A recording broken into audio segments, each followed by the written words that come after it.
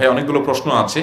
শুরুতে আমাকে চেয়ারম্যান সাহেব আসার পর 4টা প্রশ্ন করেছেন, সেগুলোর উত্তর দিতে বলেছেন। যদিও এই উত্তরগুলো অনেকের জানা আছে, কিন্তু এলাকাতে এই সমস্যাগুলো আছে বা অনেকের জানার বিষয় আছে, সেজন্য উনি হয়তো আমার দৃষ্টি আকর্ষণ করেছেন। আমি সেগুলো উত্তর দিচ্ছি, এরপর আপনাদের প্রশ্ন উত্তর চলে যাচ্ছি। প্রথম প্রশ্ন হলো, অনেকে দ্বিতীয় জানাজা বা তৃতীয় জানাজার আয়োজন করেন মৃত মানুষের, এটা কি সুন্নাহসম্মত? কোনো মানুষ যখন দুনিয়া থেকে চলে যান, মৃত্যুবরণ করেন, তখন ইসলামের একটা চমৎকার সৌন্দর্য হলো যে আল্লাহ রাব্বুল আলামিন আমাদেরকে নির্দেশ করেছেন ওই লোকটাকে সুন্দর করে গোসল দিয়ে, তাকে সুন্দর করে কাপড় চোপড় পরিয়ে, কাফনের কাপড় পরিয়ে আমরা তাকে জানাজার মাধ্যমে সবাই তার জন্য দোয়া করে তাকে সুন্দরভাবে কবরস্থ করে বিদায় দিব। এটা মানুষের সম্মান, এই সম্মান করার নির্দেশ ইসলাম দিয়েছে। এটা ফরজে কিফায়া। কোনো এলাকাতে কোনো মানুষ মারা গেলেও এলাকার সবার উপরের ফরজ। কেউ যদি না করে সবাই গুনাহগার হবে। যদি কিছু মানুষ করে তাহলে সবাই সে দায় থেকে মুক্ত হয়ে যায়। এটা ফরজে কিফায়া। তো এখন এই জানাজা, নবী করিম সাল্লাল্লাহু আলাইহি সাল্লাম সাহাবীদের জানাজা পড়েছেন, ওনার পরিবারের জানাজা পড়েছেন একবার, দুইবার না বা তিনবার না। জানাজা কয়বার হবে? একবার। এবং একবারের বেশি জানাজা এটা সুন্নাহ নয়। জামাতের সাথে যখন জানাজা হবে, জানাজা হতে হবে কয়বার? একবার। আমাদের দেশে দেখা যায় জানাজা কয়েক দফা হয়। একটা মানুষ বিদেশে মারা গেছেন, সেখানে একবার জানাজা হয়। ঢাকা আনছে, সেখানে একবার জানাজা হয়। গ্রামে আবার জানাজা হয়। এই জানাজা বারবার করে এটা কোনো সুন্নাহসম্মত বিষয় নয়। হ্যাঁ, যদি এমন হয় যে যিনি মারা গেছেন তার ছেলে কথার কথা বিদেশে আছে, আস্তে আস্তে দেরি হচ্ছে, এলাকা মানুষ জানাজা পড়ে ফেলছে, যে দাফন করে ফেলবে, যেহেতু তিনি আসতে দেরি হচ্ছে, তিনি অনুমতি দিয়ে দিয়েছেন, ঠিক আছে আপনারা জানাজা পড়ে ফেলেন, বা লাশের অনেক দেরি হয়ে গেছে, অসুবিধা হচ্ছে, দুর্গন্ধ ছড়াবে ইত্যাদি, তো তারা জানাজা পড়ে ফেলেছেন। এর মধ্যে দেখা গেল ওই লাশের যে অভিভাবক, অর্থাৎ যিনি মারা গেছেন তার বাবা কিংবা তার ছেলে, এরকম নিকটাত্মীয় যে রক্ত সম্পর্কীয়, সে আসছে, তখন তার অধিকার থাকে আরেকটা জানাজা পড়া। তখন তিনি ইমামতি করে জানাজা পড়লে বা তার উপলক্ষে যখন জানাজা একটা হবে, তখন সেখানে অন্যরা আবার সামিল হতে পারে, এটা ভিন্ন কথা। এছাড়া ঠান্ডা মাথা এখানে একবার জানাজা, ওখানে একবার জানাজা, এটা সুন্নাহ সম্মত নয়। আবার আরেকটা আছে গায়েবানা জানাজা। গায়েবানা জানাজা নবী করিম সাল্লাল্লাহু আলাইহি সাল্লাম যার জানাজা পড়েছেন, তিনি ইসলাম গ্রহণ করেছেন, সেই বাদশাহ, অথচ সেখানে তার জানাজা পড়ার কোনো ব্যবস্থা ছিল না, সেজন্য তিনি পড়েছেন। এছাড়া বহু সাহাবী বহু যুদ্ধের ময়দানে শাহাদাত বরণ করেছেন, দুনিয়া থেকে চলে গেছেন, নবী করিম সাল্লাল্লাহু আলাইহি ওয়াসাল্লাম তাদের গায়েবানা জানাজা পড়েন নাই। অতএব আমরা অহরহ দেখা যায় যে গায়েবানা জানাজার আয়োজন করছি, এটাও বিশুদ্ধ মত অনুযায়ী সুন্নাহ সম্মত কোনো বিষয় নয়। কেউ এমন কোনো জায়গা মারা গেল, তার জানাজা দেওয়ার কোনো সুযোগ হয় নাই, তখন তার জন্য আপনি গায়েবানা জানাজা পড়েন, ঠিক আছে। কিন্তু জানাজা একটা হয়েছে এক জায়গায়, আপনি আরেকটা গায়েবানা জানাজা পড়ছেন, এটা কখনো কোনো সুন্নাহ দ্বারা সাব্যস্ত নয়। তাহলে জানাজার ক্ষেত্রে এই যে কয়েকটা জানাজা দেওয়া, তারপরে ইচ্ছা হলেই গায়েবানা জানাজা শুরু করে দেওয়া, এগুলো কোনো সুন্নাহসম্মত বিষয় নয়। এরপর প্রশ্ন হলো, অনেকে তালাক দেওয়ার পর কোর্টে গিয়ে বা সালিসের মাধ্যমে পুনরায় সংসার শুরু করেন, ইসলামের দৃষ্টিতে এটা জায়েজ আছে কিনা? দরকারি একটা প্রশ্ন। তালাক এটা এমন একটা বিষয় যে নবী করিম সাল্লাল্লাহু আলাইহি ওয়াসাল্লাম বলেছেন, সালাসুন জিদ্দুহুন্না জিদ্দুন ওয়া হাজলুহুন্না জিদ্দুন। তিনটা বিষয় আছে, মানুষ সিরিয়াসলি করলে যা হয়, দুষ্টমি করে করলে, হাসতে হাসতে রসিকতা করে করলেও তা হয়ে যায়। এই জন্য ভাইরা, আমি সবসময় বলার চেষ্টা করি, খবরদার যারা বিবাহিত আছেন তারা কান খাড়া করে শুনেন, আর যারা অবিবাহিত তারাও শুনেন। একসময় বিয়ে শাদী করবেন, প্ল্যান পরিকল্পনা আছে, অবশ্যই মনে রাখবেন, স্বামী স্ত্রীর মধ্যে যত গন্ডগোল ফাসাদ লাগুক, যত যাই হোক, খবরদার আর যা করেন না করেন, তালাক দিতে যাবেন না রাগারাগি করে, হুটহাট করে, বদমেজাজি দেখায়া যা তা বলে আপনি তালাক দিয়ে দিলেন, এই কাজটা করেন না। অন্য যা দরকার সেটা করেন। একটা ধমক দেন, উচ্চস্বরে কথা বলেন, ঝগড়া করেন, দরকার হলে তর্ক বিতর্ক করেন সৌন্দর্যের মধ্যে থেকে। নিজেকে নিয়ন্ত্রণ করতে পারতেছেন না, আপনি এত হট মেজাজি, এত বদমেজাজি, তো দরকার একটা ধাক্কা দেন, একটা চিমটি দেন, বেশি জোরে দিলে আপনার বিচার পরে করা যাবে। কিন্তু তালাক দিয়ে বসবেন না। তালাক যদি দিয়ে বসেন, তাহলে পৃথিবীর সব, কিসের কোর্ট আর কিসের আপনার সালিশ, পৃথিবীর সব আলেম ওলামা মাহকামাদের ইমাম সাহেবরা যদি হাজির হয় আর শরিয়ার দৃষ্টিতে তালাক হয়ে যায়, তো সে তালাক ফেরাবার ক্ষমতা কারোর। হ্যাঁ, যদি একটা তালাক দেন, একটা তালাক হয়, তাহলে সেক্ষেত্রে আবার ঘর করার সুযোগ থাকে। আবার এক তালাক 1 বছর আগে একবার দিছেন, আবার 6 মাস আগে আরেকটা মারছেন, এখন আবার আরেকটা মারছেন, তাহলে এবার আর কারোর ক্ষমতা নাই সেই সংসার টিকানো। কথা কি বুঝাতে পারছি? অনেক ছোট লোক স্বামী আছে, কথা হইলেই তালাকের কথা বলে। অনেক ছোট লোক বউ আছে, কথা হইলেই বলে তোমার সংসারে আর থাকবে না, গেলাম বাপের বাড়ি। আছে না নেই? আমি গত বছর মৌলভীবাজার এক মাহফিলে গেছিলাম। এলাকার চেয়ারম্যান সাহেব আমাকে বললেন, ভাই আমি চেয়ারম্যান হলাম মাত্র কয়েকদিন হলো, শপথ নিলাম কয়েকদিন হলো, এই কয়েকদিনের মধ্যে আমার ইউনিয়নে, ওনার সংখ্যাটা আমার এখন মনে পড়ছে না, 15টা না যেন 25টা বলেছেন যে শুধুমাত্র তালাকের বিচার আসছে আমার কাছে, আর বাকি আমার কাছে আসে না যেগুলো, সেগুলোর সংখ্যা তো আমি যাই না। এত ভয়াবহ অবস্থা। একই অবস্থা আপনার এলাকাতেও? প্রথম বিচার করছি তালাক। চিন্তা করেন, এই যে ইউনিয়নের চেয়ারম্যান সাহেব আমার ভাই, উনি বলতেছেন ওনার প্রথম বিচার, চেয়ারম্যান হওয়ার পরে প্রথম বিসমিল্লাহ করছে তালাক দিয়া। বলেন পরিস্থিতি কত খারাপ। অতএব ভাইরা আমার, খবরদার, বইয়ের কথায় আপনার অসহ্য, আপনি টিকতে পারছেন না, আর যা করেন হুটহাট করে তালাক দিয়েন না ভাই। তালাক যদি শরিয়াত দৃষ্টিকোণ থেকে হয়ে যায়, তো কোর্ট, আইন, আদালত, সালিশ, বিচার, এটা করে কখনো সংসার টিকানো যাবে। তালাক দিতে হলে ঠান্ডা মাথায় কোনো বিজ্ঞ আলেমের সাথে পরামর্শ করে তারপর এমন ভাবে তালাক, যদি দিতেই হয় তাহলে এমন ভাবে তালাক দিবেন যে 10 বছরও চাইলে আবার যেন সংসার করা যায়। কারণ আমি ব্যক্তিগতভাবে আলেম হিসাবে বা মৌলবী হিসাবে আমি দেখেছি, আমার কাছে যত মানুষ তালাকের মাসআলা নিয়ে আসে, তাতে আমার মনে হয়েছে এদেশের বেশিরভাগ মানুষ হটমেজাজি হয়ে, রাগ হয়ে তালাক দেয় যে না, এই অমানুষের ঘর কোনো একা একা থাকা যায়, তবু অমানুষের সাথে থাকা যায় না। এরকম বহু লোক আছে। আমার অফিসে কয়দিন পর পরই আসে, এই গত সপ্তাহে আসছে, এমন কোনো দিন পাওয়া যায় না যে আসে না, হাতে পায়ে ধরে আসে, ভাই আমাদের মাসালাটা শুনেন। আমার অভিজ্ঞতা হলো, এই যে অমানুষ বলে যে অমানুষের সাথে ঘর করা সম্ভব না, আমার কাছে অফিসে এমনও বহু দম্পতি আসছে যে আমার সামনে ঠুসাঠুসি শুরু হয়ে যাওয়ার অবস্থা। আমি দাঁড়াইয়া কোন রকম হাতে পায়ে ধরে থামাইতে হয়েছে, ভাই এখানে মারামারি করে কিছু হলে তো আমার জেলে যাওয়া লাগবে, আরেক ফেসাদ হবে, একটু থামেন। বছর খানেক না, বছর 2 আগে আমার অফিসে এরকম এক দম্পতি আসছে, আর শুরু করছে ঝগড়াঝাটি করতে করতে, আমি থামাইতে পারি না, ওখানে যুদ্ধ লেগে যাওয়ার মতো অবস্থা। বহুত কষ্টে থামাইছি। ভাইরা আমার, এই মানুষটা যার সাথে এত দা কমলা সম্পর্ক, আমার অভিজ্ঞতা হলো তালাকের পর 2 মাস, 4 মাস, 6 মাস, 2-4 বছর গেলে এরপর এসে কান্দে, হুজুর ভুল হয়ে গেছিল, আরো বহু ঘাটের পানি খাইছি, এখন দেখি ওইটাই ভালো, আবার একসাথে থাকতে চাই। ছেলে মেয়েদের মুখের দিকে তাকায়, হুজুর আর বাঁচতে পারি না। তখন মাঝে মধ্যে তাদের এই আবেগ অনুভূতি দেখলে আমার নিজের চোখের পানি পড়ে। ইউরোপের কোন একটা দেশ থেকে একবার এক ভাই আসছেন, তার ওয়াইফকে এভাবে, মানে জীবনে বহুবার তালাক মারছেন, তালাক তালাক মারতে মারতে 3টা না 3000 মারা শেষ। ভদ্রলোক, ভদ্র মহিলা, তাদের দিনই চেতনা ছিল না। ভদ্রমহিলার দিনই চেতনা ফিরে আসছে, ছেলে সহ দেশে চলে আসছে, স্বামী সহ চলে আসছে, আমার কাছে আসছে, এসে বলে হুজুর এখন কি হবে? তাই বললাম সম্পর্ক তো নাই, শেষ বহু আগে, যে 10 বছরের সংসারে সে শত শতবার আপনারে তালাক মারে বসে আছে, বিয়ে কি মামার ভাইয়ের আবদার নাকি টিকে থাকবে? তো বহুত আগে শেষ। এটা মক্কার হারাম শরীফ ইমাম সাহেব আসলেও টিকাইতে পারবে না, শেষ। তখন ওই ভদ্রলোকের যে আকুতি, তার যে চোখের পানি, একটা ছেলে হয়েছে মাশাআল্লাহ, ফুটফুট সুন্দর, ওই দৃশ্য দেখে আমারই খারাপ লাগে। ভাইরা আমার, করজোড় করে বলি, আল্লাহর ওয়াস্তে হুটহাট করে তালাক দিবেন কখনো না। এটা হট মেজাজের সাথে গরম হয়ে হুটহাট দিয়ে দেওয়ার জিনিস না। এই ডিসিশন ঠান্ডা মাথায় নিতে হবে, মনে রাখবেন তো ইনশাআল্লাহ।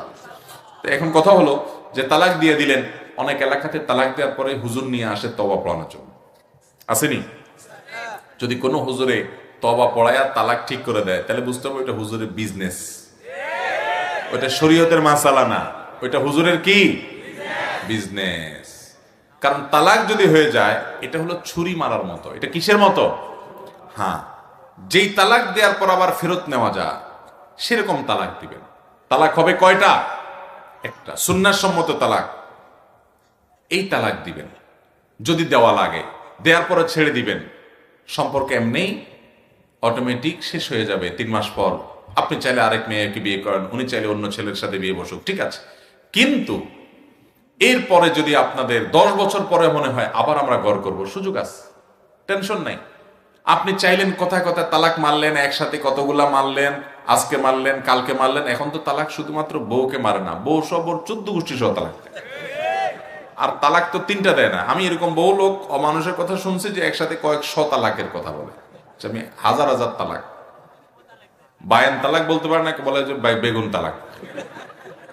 শরীয়ত বলে বায়ান তালাক, এ বানাইছে কি তালাক, এই বেগুন তালাক, কপি তালাক, সিম তালাক, এরকম কত তালাক দেয় আল্লাহ জানে। হ্যাঁ আমার এটা হাস্যকর জিনিস না। আমি একটা গল্প বিভিন্ন সময় বলি। আমার এক ওস্তাদ ছিলেন খুলনাতে, আমি খুলনা দারুল উলুমে যখন ইফতা পড়ি তখন হুজুরের কাছে মাসআলা যদি তালাকের জিজ্ঞেস করতে আসে, ওইটা সরকারি কোন কর্মকর্তা না কোন ব্যবসায়ী আর কোন পয়সা এসব দেখতেন না। ওনার গদির নিচে একটা ব্যাত থাকতো, মোটা ব্যাত, ওইটা বাইর করে ধুমসে আগে পিটাইতেন। এরপর বলতেন মিয়া কামার পাওনা কিছু হইলে যে বউর উপরে ছুটো না, আগে পিটাই নিতেন। এরপর বলতেন যে এবার মাসালা বলো। শুরু করবো নাকি আমি? আপনি শুরু করবেন কিনা আমি কেমনি বলবো, কিন্তু এটা ঠিক যে আমাদের এই চরিত্রটা পরিবর্তন করতে হবে। ভাইরা আমার, একটা সম্পর্ক অনেক দামি। একটা মেয়ে তার বাপ মাকে ফেলে রেখে, সংসার ফেলে রেখে সবাইকে পর করে আপনার বাড়িতে আসে। ভাইরা আমার, আমরা আমাদের মেয়েদের এই অবদানটাকে ছোট করে দেখি, এটা ছোট করে দেখি। দেখেন, আপনাকে যদি আমি বলি আপনার সব ফেলে রেখে আসেন, আমার বাড়িতে আসেন, রান্না বাড়া করবেন, খাবেন ফ্রি, থাকবেন ফ্রি, কয়জন মানুষ যাবে বলে? একটা মেয়ে তার সব কিছুকে ফেলে রেখে পর করে দিয়ে আপনার সংসারে আসে। ভুল হতে পারে, অন্যায় হতে পারে, বিচার আছে, সালিশ আছে, বসা আছে, বৈঠক আছে, মুরব্বীরা আছে, কিন্তু তাই বলে আপনি তাকে কথায় কথায় তালাকের কথা বলবেন, তার কথায় কথায় সম্পর্ক টানার কথা বলবেন? আমি বলি, কিছু বন্ধু আছে স্কুল কলেজে মাদ্রাসায় সব জায়গায় কথায় কথায় বলে কাটতি তোর সাথে, আছে না নাই? কিছু হইলেই বলে কি কাটতি। এগুলো ছোট লোক, এগুলো কি কথা কথা কিসের কাটতি রে ভাই? একসাথে থাকলে কত কিছু হবে, এত কাটতি কুটির কি আছে? সিরিয়াস কিছু হয়ে গেলে তখন বলো। তুমি সকাল বিকাল কাটতি দাও, আবার সকাল বিকাল মিশো, কেমন কথা? কত ভাইরা আমার, যেন তেন ভাবে তালাক দিতে যাব সাবধান। ওই যে অনেক জায়গায় সাইনবোর্ড লেখা দেখবেন, রাগের মাথায় তালাক দিলে তালাক হয় না। এই জন্য আপনি চিন্তা করছেন দে এবার ধুমসাবে রাগের মাথায় তালাক, বিয়ে কিন্তু থাকবে না ভাই। ওই সাইনবোর্ডের লেখা বুয়া, বোগাস। কারণ রাগের মাথায় তালাক দিলে তালাক হবে, সারা পৃথিবীর সকল আলেমরা একমত, কোনো সন্দেহ নাই পারে। আচ্ছা, তালাক কি কেউ প্রেম, ভালোবাসা, মহব্বতের আতিশয্যে বউয়ের প্রতি ভালোবাসা উতরাচ্ছে এই টাইমে বলে নাকি যে তোমাকে যেতে এত ভালোবাসি সেজন্য তালাক দিলাম? এর বলে কেউ? তো ভালোবাসা তো রাগের মাথায় তো তালাক দেয়। রাগের মাথায় যদি তালাক না হয় তাহলে তো দেশে আর কোনো তালাকই হবে না, ঠিক না বেঠিক? এটা ঠিক যে রাগের মাথায় হুলস্থুল করে নয়, সুচিন্তিত ভাবে তালাক দিতে হবে। আল্লাহ তাআলা আমাদেরকে বোঝার তৌফিক দান করুন। এরপরে প্রশ্ন হলো, মৃত ব্যক্তির জন্য শত শত হাজার হাজার মানুষকে দাওয়াত দিয়ে খাওয়ানোর যে রসম প্রচলিত আছে আমাদের সমাজে, এটা কি ইসলাম সম্মত? দেখুন, এই প্রশ্ন উত্তর আমরা সব এলাকাতে গেলে দিতে হয় এবং সব এলাকাতে কম বেশ চালু আছে। আমাদের দেশের সবচেয়ে প্রতিষ্ঠিত বেদাত হলো এটি, ইসলামের নামে একটা ভুল প্রচলন হলো এটি যে কোনো মানুষ মারা গেলে যিনি মারা যান তার ওয়ারিসরা এলাকার সবাইকে দাওয়াত দিয়ে খাওয়ানো লাগে। চেয়ারম্যান সাহেব নিজেই বললেন যে ওনার দাদা মারা গেছেন, আর দাদু, ওনার দাদি মারা যাওয়ার পরে পুরা গ্রামের মানুষ 18-20 হাজার মানুষ এই ময়দানে আশেপাশে ওনারা খাওয়াইছেন। পরে উনি মাসআলা বুঝছেন, ওনার বাবা আলহামদুলিল্লাহ উনি দুনিয়া থেকে চলে গেছেন, ওনারা আর সেগুলা করেন নাই, বলেন আলহামদুলিল্লাহ। ভাইরা আমার, মানুষ মানুষকে কখন খাওয়ায় বলেন? খুশি হইলে খাওয়ায়, ঠিক না? আপনার একটা কোনো অর্জন হয়েছে, দোস্তরে চা খাওয়ান, পানি খাওয়ান, চাইনিজ খাওয়ান, কিছু একটা খাওয়ান। আল্লাহ আপনার একটা বাচ্চা দিছে, আকিকা খাওয়ান খুশির চোটে, তাই না? আপনি বিয়ে করছেন, নতুন বউ ঘরে আসছে, খুশির চোটে অলিমা খাওয়ান। তাইলে মানুষ খুশি হলে তখন খাওয়ায়। ছেলে পরীক্ষা পাশ করছে, মিষ্টি খাওয়ান, তাই না? আপনার বাবা, আপনার মা, আপনার দাদা দাদি, নানা নানি মারা গেছেন, আপনি কি অনেক খুশি? তাহলে আপনি কেন খাওয়াচ্ছেন পাবলিকে? খুশি হলে না মানুষ খাওয়ায়, গরু জবা করে আপনি জিয়াফত দিয়ে খাওয়াচ্ছেন, মানেটা কি? ভাইরা আমার, আমাদের নবী করিম সাল্লাল্লাহু আলাইহি সাল্লাম দুনিয়া থেকে ওয়াফাতের পর, দুনিয়া থেকে যাওয়ার পর সাহাবীরা মদিনায় কয় হাজার মানুষ খাওয়াইছিল? প্রশ্ন আমার বুঝেন নাই? আমার নবী করিম সাল্লাল্লাহু আলাইহি সাল্লামের ওয়াফাতের পর আবু বকর, ওমর, ওসমান, আলী সহ অন্যান্য যে সাহাবা ইকরাম ছিলেন রিদওয়ানুল্লাহি আজমাইন, ওনারা কয় হাজার মানুষ খাওয়াইছে? কোন জাল হাদিস থেকেও খুঁজে পাবেন না যে সাহাবীরা কোনো খাবারের ব্যবস্থা। আমরা কোত্থেকে পাইলাম এটা? নবীজির ওয়াফাতে যদি সাহাবীরা না করেন, তো আমাদের আত্মীয় স্বজনের ওয়াফাতে আমরা করার এই শিক্ষা আমাদেরকে কে দিল? এটা হিন্দু ভাইদের থেকে আসছে। কোত্থেকে আসছে? হিন্দু ধর্মের মানুষদের থেকে আসছে। আমি প্রায় বলার চেষ্টা করি, গুগলে গিয়ে শ্রাদ্ধ লেখেন, তালিব বেশ রফালা আকার দয়ের পিঠে বড় ধ শ্রাদ্ধ, এটা লিখে সার্চ দেন যুবকরা, সবার হাতে হাতে এখন স্মার্টফোন আছে। এটা দেখার পরে সার্চ রেজাল্ট যে আসে, এগুলো বেশ কয়েকটা আর্টিকেল, হিন্দুদের বিভিন্ন ওয়েবসাইট, তাদের ব্লগ, এগুলোতে ঢুকে দেখেন যে এটা কোত্থেকে আসছে। এমনকি আপনার বিভিন্ন জাতীয় দৈনিক আছে ভারতের, সেগুলোতেও দেখবেন এই শ্রাদ্ধ সম্পর্কে বিস্তারিত ডিটেল পাবেন। আপনি সেখানে পড়ে দেখবেন যে হিন্দু ধর্ম মতে কোনো মানুষ মারা গেলে ওই ব্যক্তির আত্মীয় স্বজন, এলাকাবাসী সবাইকে যদি খাওয়া দাওয়া না দেওয়া হয়, জিয়াফত বা আমরা খরচ যেটাই নাম দেই, এই জাতীয় অনুষ্ঠান করে যখন খাবার দাবার অ্যারেঞ্জ না করা হয়, ওই লোকরে নাকি স্বর্গে শুধু সোনা দানা দেওয়া হয়, খানা টানা দেওয়া হয় না। এই জন্য তারা এই খাবারের আয়োজন করে। এটা তাদের ধর্ম বিশ্বাস, তাদের ব্যাপার, ঠিক না? সেটা আমাদের আলোচনা বিষয় না। আমার আলোচনা বিষয় হলো মুসলমান আপনি কি করবেন না করবেন, এটা আপনি গ্রহণ করবেন কোরআন থেকে অথবা নবী করিম সাল্লাল্লাহু আলাইহি সাল্লামের হাদিস থেকে। আমার নবীজির মৃত্যুর পর, তার ওয়াফাতের পর যদি সাহাবীরা এটা না করেন, তো আপনাকে এই শিক্ষা কে দিয়েছে? আমার কথা কি বুঝতে পারছেন? মুশকিল হলো এটার বিরুদ্ধে কেউ দাঁড়াইতে পারে না, কারণ এটা যদি না করে তো মানুষ বলে যে কি অমানুষ ছেলে মেয়ে রেখে গেল, একটু কাউকে হাতও ধোয়াইলো না। ঠিক না? ঠিক। এই সমাজের কারণে বেশিরভাগ মানুষ খারাপ হতে পারে না। এই জন্য কিছু কিছু ক্ষেত্রে অসামাজিক হতে হয়। কিছু কিছু ক্ষেত্রে কি হওয়া লাগে? অসামাজিক হতে। অসামাজিক হওয়া বলতে খারাপ সেন্সে না, মানে হলো সমাজ যদি অন্যায় করতে বলে, আমি সে অন্যায়ের সামনে মাথা নত করব, চেষ্টা করবো তো ইনশাআল্লাহ। তাহলে মৃত ব্যক্তির জন্য কি করবেন ভাইরা আমার? মৃত ব্যক্তির জন্য আপনি দিন ক্ষণ, 3 দিনা 7 দিনা 40 দিনা এই সমস্ত যে আনুষ্ঠানিকতা না গিয়ে, বা এই সমস্ত শ্রদ্ধফদ্দর মতো অনুসারী না হয়ে, আপনি মুসলমান হিসাবে তার জন্য সবচেয়ে বেশি হলো চোখের পানি ফেলে দোয়া করবেন। চোখের পানি ফেলে আল্লাহর কাছে কাঁদবেন যে আল্লাহ, আপনি আমার বাবাকে মাকে মাফ করে দেন। এটা হলো সবচেয়ে বড় কাজ। গোটা কোরআন জুড়ে নির্দেশ আছে দোয়া, অনেক বড় হাতিয়ার, এটা করবেন। আলেমদের কাছে, মুরব্বীদের কাছে দোয়া চাইবেন, এটাও ঠিক আছে। এর পাশাপাশি গরিব দুঃখীদেরকে দান সাদেকা করবেন, এটাও ঠিক আছে।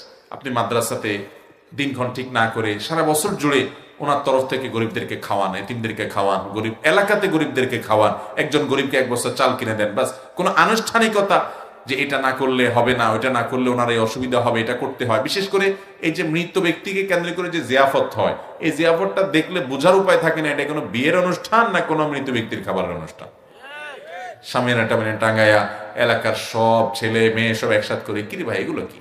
হ্যাঁ, যিনি মারা গেছেন তার পরিবারের লোকদেরকে এলাকাবাসী খাওয়াইতে হবে, ঠিক না ভাই? ঠিক। আমার দেশে খাওয়ায় ঠিকই, 2-4 বেলা সবাই একটু খানা টানা পাঠায়, আর এই লোকটা মারা গেছে, তার ফ্যামিলির লোকরা রান্না বাড়া করার মতো মুড নেয়, মানসিকতা নেয়, তো খাবার দেয়। প্রথম 2-4 দিন খাবার দিয়ে এরপরে সুদে আসলে একসাথে উঠায় নেয়, খাওয়ায় অল্প অল্প একটু একটু, এবার পুরো এলাকাবাসী ধরে গরু সুদ খায়, ঠিক না ভাই? ঠিক। আল্লাহ তাআলা আমাদেরকে ভুল কাজগুলো পরিহার করার মতো ইমানের শক্তি দান করুন। চেষ্টা করবো তো ইনশাআল্লাহ। এর জন্য হিম্মত লাগবে। কি লাগবে ভাই? হিম্মত লাগবে। এরপরের প্রশ্ন হলো, মাজার এবং ওরস ইত্যাদিতে গান বাজনা ও নাচানাচি করা হয়, ইসলামের নামে এই কাজগুলো করা কতটা যুক্তিসঙ্গত? দেখুন, মাজারে মানুষ যায় ওরস করতে, কবরে যিনি শায়িত আছেন এই লোকটা যদি নেককার হয় তাহলে সেক্ষেত্রে তিনি সৌভাগ্যবান, আর যদি বদকার হয় তাহলে দুর্ভাগা। তো তার কবরের ওই জায়গাতে ফুর্তি করা, আনন্দ করা, উৎসব করা, গান বাজনা করা ইসলামী দৃষ্টিকোণের আলোচনা একটু পরেই করেন। আসেন একটু নিজের বিবেককে জিজ্ঞাসা করি, একটা মানুষের কবরের আশেপাশে ফুর্তি ফাট্টা করার কোনো যৌক্তিকতা থাকতে পারে? একটা মানুষ দুনিয়া থেকে চলে গেছে, যদি লোকটার আপনি ভক্ত হয়ে থাকেন, অনুরক্ত হয়ে থাকেন, আপনি চোখের পানি ফেলবেন, আপনি কাঁদবেন, আপনি তাকে মিস করবেন, তিনি ভালো হলে তার অনুসরণ করবেন, এটাই তো হওয়ার কথা। আর তার কবরে যাবেন, কবরে যাবেন কি জন্য? জিয়ারত করার জন্য। কবরে যাবেন কি জন্য? কবরে যিনি সাহিত্য আছেন তার কাছ থেকে নেওয়ার জন্য যাবেন না তাকে দেওয়ার জন্য যাবেন? আমার প্রশ্ন বুঝেন নাই? যিনি কবরে থাকেন, আমরা কবরে যাই কি তাকে কিছু দিয়ে আসার জন্য না নিয়ে আসার জন্য? কি দিয়ে আসতে যাই? দোয়া। মাশাআল্লাহ, আপনারা ভালো জানেন। মাশাআল্লাহ, কবরে যিনি শায়িত থাকেন তাকে আমরা কি দিতে যাই? সালামুন আলাইকুম দারা কওমিন মুমিনিন, ইন্না ইনশাআল্লাহু বিকুম লালাহিকুন নাসআলুল্লাহা লানা ওয়া লাকুমুল আফিয়া। বিভিন্ন রকমের দোয়া হাদিসে আসছে। এই যে সালাম দেই কবরবাসীকে, আমরা তোমাদের প্রতি আল্লাহ শান্তি বর্ষণ করুন, এই দোয়া দিতে যাই নাকি নিতে যাই? কবরবাসী কি আমাদেরকে কিছু দেওয়ার ক্ষমতা আছে এখন? নাই। তাহলে আমরা দিতে যাচ্ছি। সেখানে কবরে গিয়ে আপনি সন্তান আশা করছেন, ব্যবসার উন্নতি আশা করছেন, রাজনীতির ভালো কিছু আশা করছেন, আপনার বিপদ আপদ দূর হোক সেটা চাচ্ছেন। এটা কেমন কথা রে ভাই? আমি আজ থেকে প্রায় 2 যুগ আগে ঢাকার কোন একটা বাসে, পাবলিক পরিবহনে, আমার মনে আছে যে আমি যাচ্ছিলাম, তো এক ভদ্র মহিলা, সম্ভবত তার স্বামী বা এরকম কেউ হবেন, তার সাথে আলাপ করছেন। মামলা মোকদ্দমা জর্জরিত, বিভিন্ন রকমের পেরেশানি। তো এটা দূর হওয়ার জন্য ওই যে হাইকোর্টের পাশে মনে করে মাজার টাজার আছে মনে হয় না ঢাকা, হ্যাঁ, বলো যে মাজারে কিছু টাকা দিতে হবে। সবই তো দেখলাম, শেষ সম্বল, শেষ ভরসা মাজারওয়ালা যদি কিছু করতে পারে। ইমান থাকবে ভাইরা আমার? এরকম বহু মানুষ আছেন। এই জন্য একটা জিনিস আপনারা খেয়াল করেন, বেশিরভাগ মাজার টাজার দেখবেন রাস্তার আশেপাশে। ব্যাপার কি? কারণ রাস্তা থেকে দান পাইতে সহজ হয়। খেয়াল করছেন? আপনার ঢাকা চট্টগ্রাম মহাসড়কের আশেপাশে বহুত মাজার আছে, দেখবেন অমুক শাহ মাজার, তমুক শাহ মাজার, বদনা শাহ মাজার, চাইল্ডাল শাহ মাজার। মাজারের কোনো শেষ নাই। এক মাজারের গল্প শুনছি যে কোন এক লোক বাজারে সুপারি বিক্রি করতে যাচ্ছে। তো সুপারির ঝুড়ি মাথার উপরে, অনেক দূর হেঁটে আসছে, বাজারে এখনো আরো দূর আছে। একটা বট গাছের নিচে বেচারা সুপারির ঝুড়িটা রেখে একটু রেস্ট করতে বসছে। অনেক সময় এরকম হয় না বাজারে যারা যায়? তো বসছে, আর কোন এক ফাঁকে একটা বা দুইটা সুপারি পড়ে গেছে আর কি তার মাথার উপরে, শেওড়া থেকে বা টুকরি থেকে ওইটা পড়ে গেছে। আর দেখলো যে আরে ওখানে কুকুর না কিসে পায়খানা করছে, ওইটার উপরে পড়ছে। তো লোকটা রুচিসম্মত মানুষ, যে এই সুপারি আমি হাত দেবো, আরেকজনকে বিক্রি করবো, থাক, আর উঠাইলো না, সেভাবে ওইটা রেখে চলে গেছে। এরপর এক পানওয়ালা আসছে, সে পান বিক্রি করবে বাজারে যায়। তো সেও তার পানের ঝুড়ি নিয়ে, ওই বট গাছের নিচে ছায়া আছে, অনেকেই বসে, সেও বসছে। তো বসার পর খেয়াল করলে, আরে এখানে এত সুন্দর, কোনো ত্রুটি নাই, করে ফ্রেশ দুইটা সুপারি পড়ে আছে। সে সুপারির নিচে আর ময়লার দিকে খেয়াল করে না। সে চিন্তা করছে, খাইছে রে, সুপারি এলার বেচা কিনা ভালো এই জন্য হয়, তাহলে এখানে সে সুপারি দিয়ে যায়, এখানে কিছু একটা হয়, দিলে মনে হয়। সে কয়েকটা পান থুইল এটার উপরে, থুই সে চলে গেছে। এরপরে আসছে আরেকজন, সে আইসা চিন্তা করলো, পান দেখা যাচ্ছে, পানের তলে আবার সুপারিও দেখা যাচ্ছে, এগুলা ব্যবসা যে জমজমছে, যাক আমিও ব্যবসা একটা রাস্তা পাইছি। সে এখানে লাল কাপড় টাপড় দিয়া ওইটার নাম পান সুপারির মাজার দিয়া দিচ্ছে। পান সুপারি শাহ রহমতুল্লাহ আলাইহির মাজার দিয়ে যান, অনেক কিছু পাবেন। তো এইভাবে ঈমান এদেশ থেকে হরণ করা হয় মানুষের। আল্লাহ তাআলা আমাদেরকে হেদায়েত দান করুন। ভাইরা আমার, এই সমস্ত কবরে ওরস করা, ফুর্তি করা, তামাশা করা, নাচ গান করা, ইসলামের দৃষ্টিকোণ তো বটেই। আপনার সুস্থ বিবেককে জিজ্ঞাসা করলে বলবেন যে একটা মানুষের কবর এটা নাচানাচি ফুর্তি করার জায়গা হতে পারে? আমরা ওখানে যাব তার দোয়া দেওয়ার জন্য, তাকে সালাম দিয়ে আসার জন্য, শিক্ষা গ্রহণ করার জন্য, ফাইন্নাহা তুযাক্কিরুকুমুল আখিরা, যে আমাকে একদিন চলে যেতে হবে, এটার জন্য। ওখানে তার কাছ থেকে কিছু পাওয়ারও আশা নাই, সেখানে ফুর্তি করারও কোনো কারণ থাকতে পারে না। ভাইরা আমার, মাজারে টাকা পয়সা দেন কাকে? যিনি শুয়ে আছেন ওই কবরে, ওই আল্লাহর বান্দা যদি নেককার হয়। অনেক মাজারে যারা সাহিত্য আছেন তারা নেককার থাকেন, পরবর্তীতে বদকাররা সেটাকে মাজার বানাইছে, পূজা করে। ধরেন তিনি নেককার মানুষ, আল্লাহওয়ালা, ভালো মানুষ ছিলেন, তো এখন সেই লোকটা দুনিয়া থেকে চলে গেছেন। এখন আপনি এই লোকটাকে অনুসরণ করবেন। যদি আপনার মনে চায়, ইস উনি একজন নেককার মানুষ ছিলেন, কিছু টাকা পয়সা তারা দিতে পারতাম, তাহলে ওই মাজারে দিয়ে গেলে কি উনি পাবে? কথার উত্তর দেন, উনি পাবে? কে পাবে? ওই যে পান সুপারির মাজার বানান না টাউট, ওই রকম কিছু টাউট লোকজন পাবে, ঠিক না বে ঠিক? এই জন্য ওই যে ঢাকার গোলাপ শাহ মাজার আর মিরপুর মাজারের যে টাকা দেয়, যদি তো সঠিক তথ্য হয়ে থাকে, আমি ভুল না বলে থাকি, তো এটা সরকারিভাবে কালেক্ট করে নেওয়া হয়, ভালো কাজ হয়। কারণ ওখানে থাকলে ওইটা দিয়ে গাঞ্জা করলো, আর একটু বেশি গাঞ্জা কিনা খাইতো, ঠিক না ভাই ঠিক? তো আপনি ওখানে টাকা দিয়ে যান কার জন্য? আপনি যে মাজারে টাকা দিচ্ছেন ওই মাজারেরই বাইরে দেখবেন বহু গরিব মানুষ আছে রাস্তাঘাটে, আছে না নাই? তো তাদেরকে না দিয়ে আপনার এখানে কে দিতে বলছে? ওখানে মোমবাতি দিয়ে যান। মোমবাতি কি করে তারা এত? আমি ভারতবর্ষের বড় বড় যত মাজার আছে সব মাজার ঘুরে ঘুরে দেখছি আমি। আপনি নিজামুদ্দিন আউলিয়ার মাজার বলবেন, তারপরে আরো যত বলেন দিল্লির বিভিন্ন জায়গা, আমি ঘুরে ঘুরে আমার অনেক কষ্টের টাকা ঘুরে ঘুরে এসব মাজার দেখছিলাম যে মানুষ কি করে। আমার কাছে অবাক লাগছে যে এত মোমবাতি দেয়, মোমবাতি এগুলা রাত দিন 24 ঘন্টা জ্বালালে শেষ হবে না। যায় কই এগুলা? বুঝেন না যায় কই? এগুলা যেখান থেকে আসে ওখানেই আবার যা। আল্লাহ তাআলা আমাদেরকে বিবেকগুলো যেন খুলে সেই তৌফিক দান করুন। অতএব মাজারে এই সমস্ত তামাশা করা শরীয়ত সম্মত না, এগুলো হারাম কাজ, গুনাহ কাজ, নাজায়েজ কাজ। এবং মাজার কেন্দ্রিক যে শিরক আছে এই শিরকগুলো আমাদের ঈমানকে হরণ করে নিয়ে যাচ্ছে। এখনো আমাদের দেশে বহু মানুষ আছে সন্তান হয় না মাজারে মানত করে, সন্তান ব্যবসা বাণিজ্য ভালো হয় না মাজারে যায়, হ্যাঁ, এবং বাস রিজার্ভ করে সিলেটের শাহজালাল শাহপুরানে মাজারে যায়, আছে না নাই? সেখান থেকে তাগিয়ে আনে, সেখান থেকে তবারক আনে, সেখান থেকে এটা আনে সেটা আনে। ঈমান নষ্ট হওয়ার মতো বিষয়। ঈমানদার যা কিছু চাইবে সব কার কাছে চাইবে? কোন ভাই আবার মিডিয়ার দরকার আছে? আমরা নামাজের প্রত্যেক রাকাতে বলি ইয়াকা না'বুদু ওয়া ইয়াকা, আল্লাহ আপনারই ইবাদত করি, আপনার কাছেই সাহায্য চাই। তাহলে সাহায্য আল্লাহর কাছেই চাইতে হবে, কোন মাজারওয়ালার কাছে। আরে মাজারওয়ালা নিজেও গোলাম কার? তো আপনি গোলামের কাছে চাবেন কেন? মালিকের কাছে চাইতে পারলে এর চেয়ে বড় হতভাগ্য আর কিছু আছে?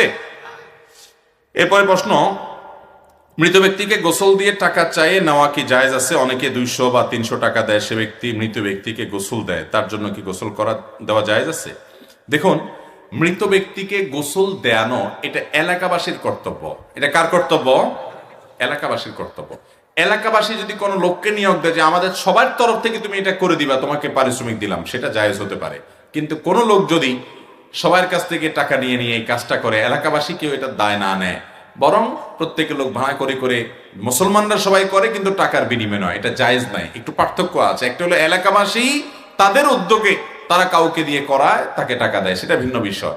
কিন্তু যদি এটার জন্য লোক নিজে এটাকে পেশা হিসেবে নিয়ে উনি এটা করেন, এটা নিয়ে পারিশ্রমিক দিয়ে যিনি মারা গেছেন তার ওয়ারিসদের কাছ থেকে পারিশ্রমিক নিয়ে তিনি সে পরিশ্রম করেন, তাহলে এটা জায়েজ হয় না। কারণ এটা ফরজে কিফায়া, সবার উপরে কর্তব্য, অথচ সে কর্তব্য পালন করলো না, টাকা দিয়ে মৃত ব্যক্তির ওয়ারিসরা সেই সার্ভিসটা নিতে হলো, এটা জায়েজ হয় না।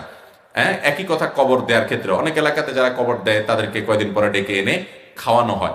এমনি তো তাদেরকে গরিব মানুষ হিসেবে খাওয়াতে কোনো অসুবিধা নেই, সারা বছরই খাওয়াবেন, আগে পরেও খাওয়াবেন, আপনার বাবা মারা গেছে তার তরফ থেকে। কিন্তু ওই যে কবর দিছে সেজন্য খাওয়াবেন, এই জিনিসটা আসলে এইভাবে জায়েজ হয় না। কারণ পারিশ্রমিক এখানে দেওয়া নেওয়ার বিষয় না, এটা সবার কর্তব্য।